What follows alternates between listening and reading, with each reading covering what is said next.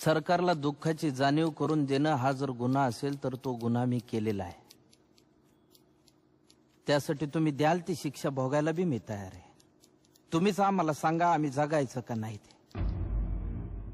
सरकार शेपूट हलवून हलवून मैस दमती पण पाठीवरचा कावळा उडत नाही.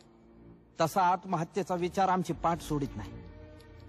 कोरड्या आबाळावानी कपाळ असणाऱ्या बायका, बिनबापाची लेकरं असल्यासारखी माळावर फिरणारी जनावर, हे सारं गावाला नजर लागली म्हणून नाही झालं सरकार. गावाकडं कुणाचीच नजर गेली नाही म्हणून झालं. शिकलो नसतो तर किती सुखात राहिलो असतो. अन्यायाची जाणीवच झाली नसती. देवाचा कोप झाला असं समजून बसलो असतो अंधारात तुमच्या लाल दिव्याला हात जोडीत. गोचिडासारखे चिटकून बसले सातबाऱ्याला सावकार आणि बुजगावण्यासारखं उभं आहे सरकार. आभाळ वाटतंय सावत्र आईवारी. दुष्काळाचं कुरूप ठणकत चाललंय आणि शेतकऱ्यांसाठी कोंडवाडे बांधायचं ठरवून सरकार शांत झोपी गेलंय. देश महासत्ता होण्याची स्वप्न बघण्यासाठी.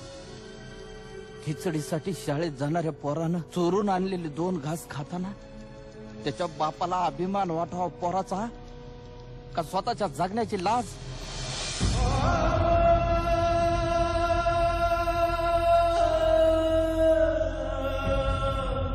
अजून अंत पाहू नका सरकार. शेताचा मसनवाटा झालेला आहे.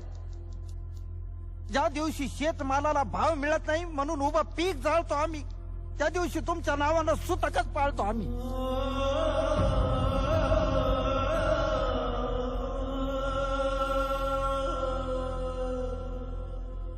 आता तरी विचार करा.